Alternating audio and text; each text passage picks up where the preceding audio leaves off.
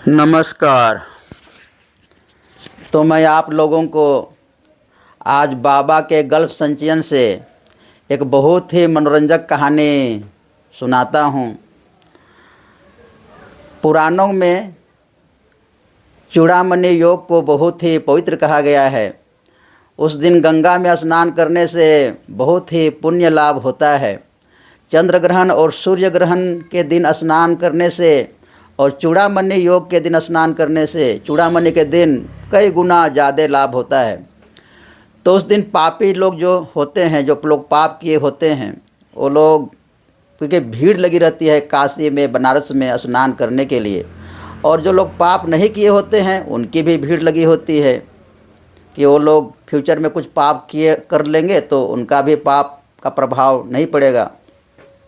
तो उसी दिन का फ़ायदा लेने के लिए, उसी भीड़ भाड़ का फ़ायदा लेने के लिए 4 चोर काशी आते हैं।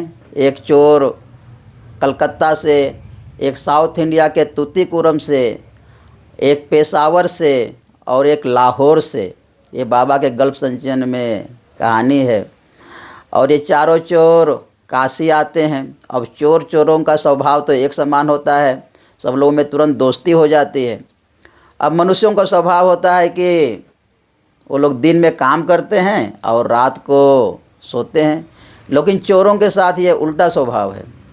वे लोग रात को जगते हैं और दिन में सोते हैं। यदि रात को सोएंगे तो वो लोग कैसे सफल होंगे। तो उस दिन पहला ही दिन था, इसलिए रात में चोरों को सोना नहीं था।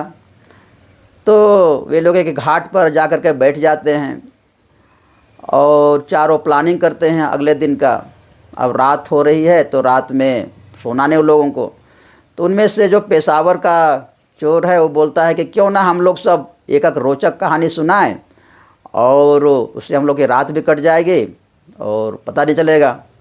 लेकिन उस कहानी को जो झूठा साबित कर देगा, जो असत्य साबित कर देगा, उसको तुरंत के तुरंत 2,000 रुपया देना पड़ेगा।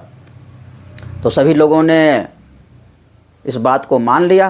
बोले ये तो अति उत्तम है, तो सही बात है। तो सबसे पहले पेशावर का जो चोर था उसने अपनी कहानी शुरू किया। उसने बोला कि मेरे जो दादा थे, मतलब पिताजी के पिताजी, वो बहुत धनाढ़ थे। उनके पास 10 मिलियन अर्थात 1 करोड़ भैंसें थीं और वे 1 करोड़ भैंसें, एक भैंस 4,000 लीटर दूध देती थी।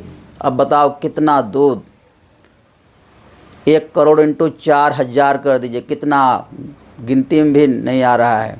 तो इतने सारे दूध होती थी। अब उतना भैंसों को कौन दूहे और कौन बेचे, उतना ग्राहक भी नहीं था। इसलिए जितना बिक पाता था लोग बेच देते थे, बाकी को एक जगह पर लेकर के सब दूध को ढाल देते थे।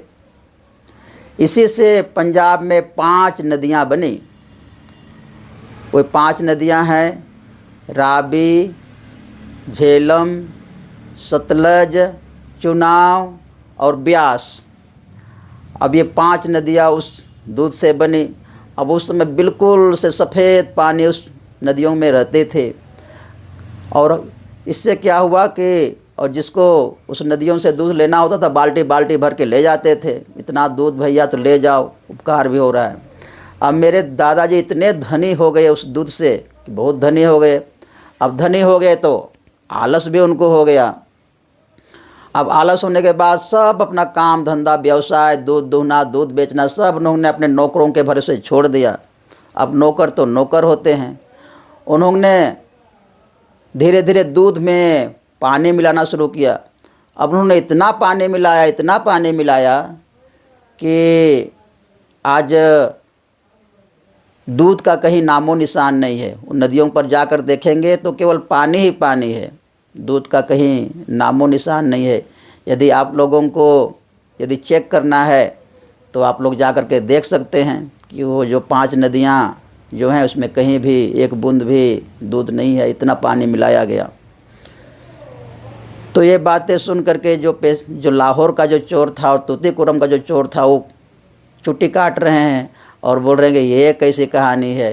लेकिन उसको झूठा साबित भी नहीं कर सकते हैं। झूठा साबित करने का मतलब हुआ कि 2-2 हज़ार रुपया दिए देना, इसलिए वो लोग बोल रहे कि क्या कहानी, क्या गजब का, बहुत सुंदर। लेकिन जो बंगाल का चोर था उसने कहा कि ये तो बहुत बुरा हुआ, ये तो बहुत बुरा हुआ। जिसके दादा इतने धनी थे, उनका जो पोता है, उसको देखो ये गली में आकर के, काशी में आकर के चोरी का काम करना पड़ रहा है। इसी को बोलते हैं विधि का विधान और दुर्भाग्य। तो इस प्रकार कलकत्ता का चोर कमेंट करता है। अब लाहौर के चोर ने अपना कहानी बताना शुरू किया।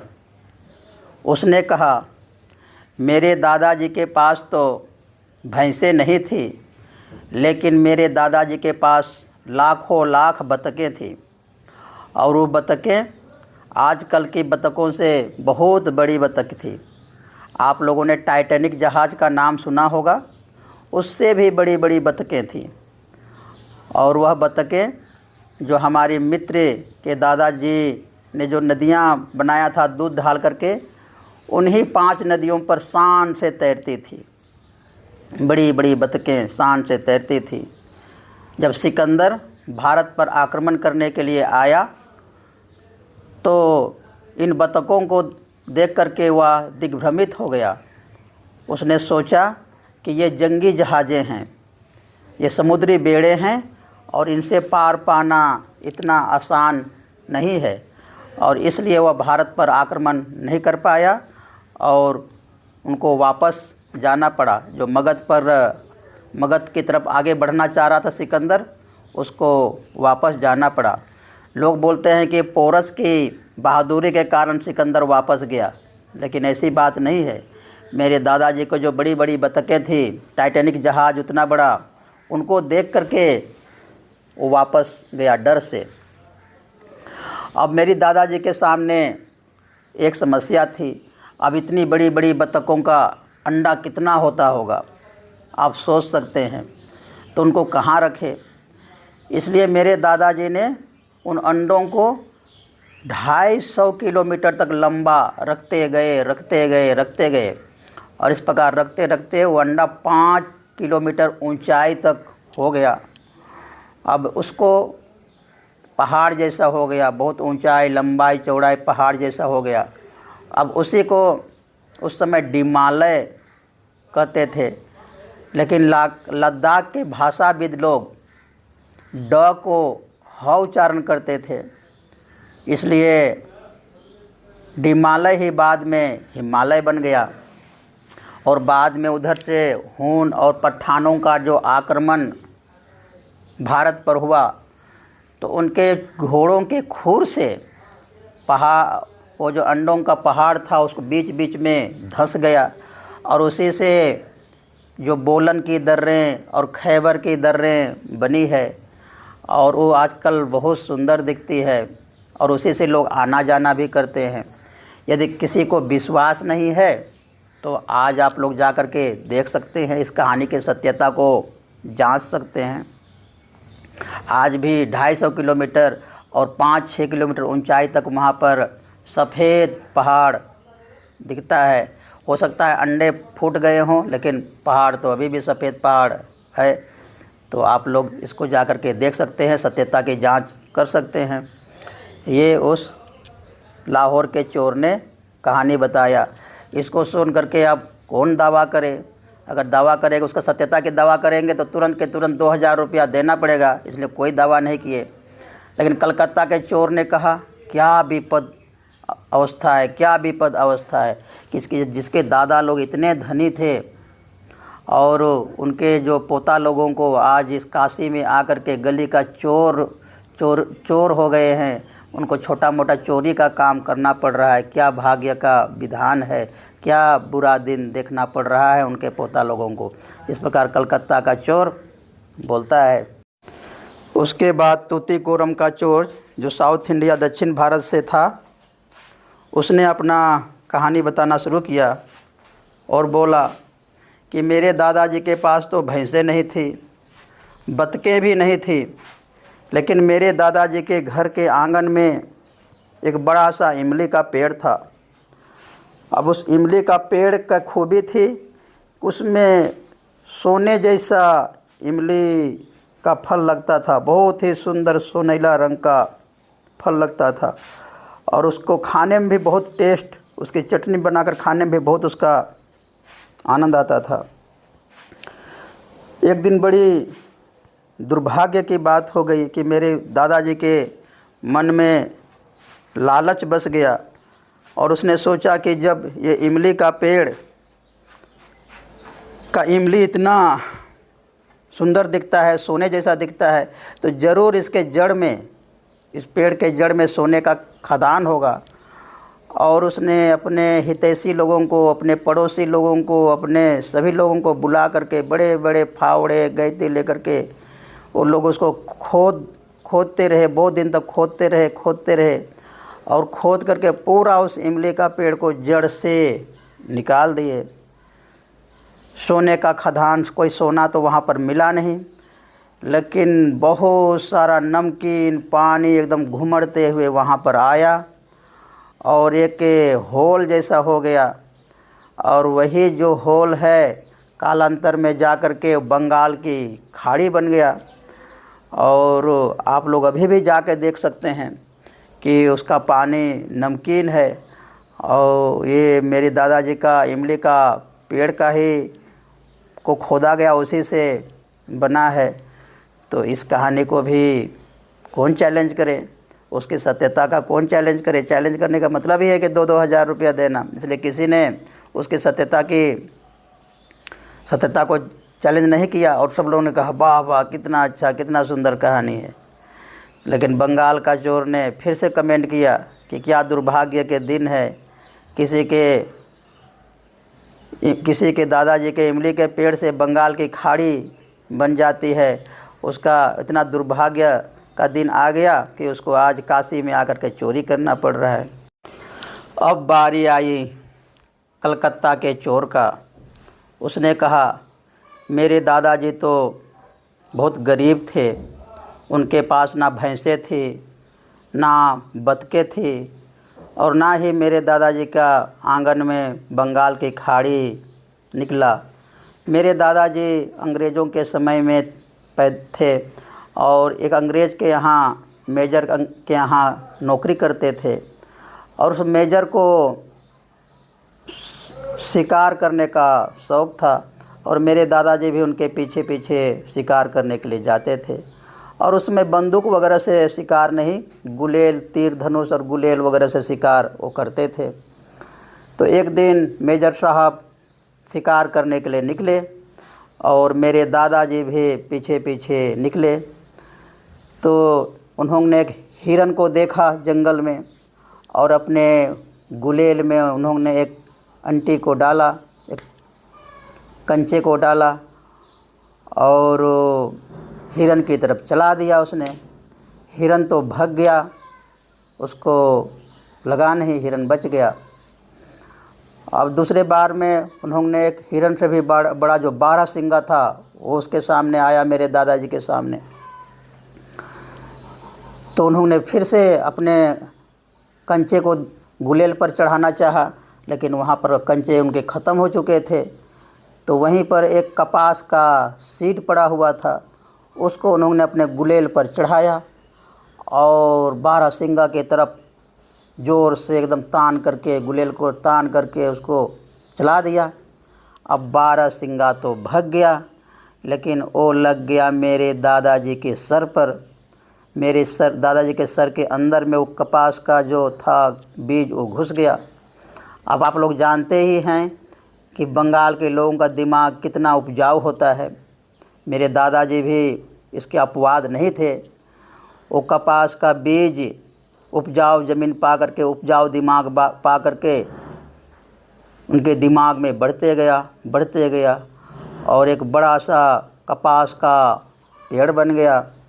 अब उस समय कपास की उतनी खेत कहीं पर थी नहीं और दादाजी का पूरा मोनोपोली उसका हो गया, एक अधिकार हो गया। और इतना उन्नत किस्म का कपास उससे निकलता था कि देश विदेश में उसी का व्यापार होने लगा, उसका कपास का।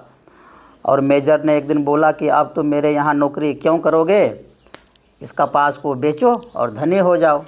तो मेरे दादाजी ने उस मेजर का नौकरी छोड़ दिया और इसी कपास को अपने सब बेटों को, चारों बेटों को लगा दिया बिजनेस करने के लिए। आप जानते ही हैं कि उन्होंने भी नौकर लोगों पर विश्वास किया और नौकर लोगों ने क्या किया कि सबको जिसको तिसको उधार दे दिए और उधार की वसूली ठीक से हुई नहीं। तो वो उधारी अभी तक चला आ रहा है। और मेरे पिताजी लोगों ने हम लोगों को, सभी लोगों को बुला करके एक मीटिंग की और सबको दायित्व दिया कि तुम लोग विभिन्न दिशाओं में जाओ, एक खाता बही ले करके और इसको वसूली करके लाओ। तो हमको भी ड्यूटी मिला है काशी क्षेत्र का वसूली करने के लिए। और ये मैं डायरी में देख रहा हूँ कि आपका दादा लोगों का इसमें 2-2 हज़ार रुपया बकाया लिखा हुआ है। अब ये तो बंगला में लिखा हुआ है, बंगला भाषा में, इसलिए इसको आप लोग समझ भी नहीं सकते हो, लेकिन इसमें साफ साफ लिखा हुआ है कि आपके दादाजी के, तूतीपुरम वाले दादाजी के नाम से भी 2,000 रुपया और ये पेशावर वाले दादाजी के नाम से भी 2,000 रुपया और लाहौर वाले दादाजी के नाम से भी 2,000 रुपया बकाया है। और इसको यदि आप लोग मना करते हो तो कोई बात नहीं, और मना नहीं करते हो तो आप इसको चुकता करो और जो ऋण है इसको मुक्त करो। अब तो आप लोगों को, दादाजी को भी स्वर्ग में पुण्य मिलेगा। तो ये कलकत्ता के चोर ने कहा। अब इस कहानी को यदि लोग असत्य बोलते हैं तो उनको 2,000 रुपया देना पड़ रहा है, और सत्य बोलते हैं तो भी 2,000 रुपया देना पड़ रहा है। तो सभी लोगों ने निर्णय किया कि चलो 2-2 हज़ार रुपया दे करके अपने जो दादा परदादा हैं उनका ऋण को मुक्त किया जाए। अब ये जो कलकत्ता का चोर था सभी से 2-2 हज़ार रुपया, 6,000 रुपया ले करके कलकत्ता की तरफ रवाना हो गया। और बाकी 3 चोर जो वहीं पर वो लोग बैठे रहे, कुछ बातें करते रहे, निर्णय करते रहे, विचार विमर्श करते रहे। और लोगों ने निर्णय लिया कि अगले साल जो चोरों का कॉन्फ्रेंस होगा उसमें इस कलकत्ता वाले को चेयरमैन बनाएंगे। इस प्रकार का निर्णय लिया। तो ये बाबा के गल्प संचयन से कहानी है, गल्प है। इस कहानी का मतलब ये होता है कि चोर चाहे कोई भी अपने काम में जो निपुण होता है, पारंगत होता है, वो कहीं भी अपना काम कर लेता है। और किसी कहानी को, किसी झूठी कहानी को भी किसी में डर घुसा देने से, किसी में भय घुसा देने से वो कहानी को लोग धीरे धीरे चल करके सत्य बन जाती है। अभी भी पुराण वगैरह में बहुत सारी कहानी वगैरह धर्म के नाम पर गप्पे घुसा दिया गया है और उसमें भय डाल दिया गया है, लेकिन वो कहानी आजकल सत्य हो गई है और लोग उसको मान करके चल रहे हैं।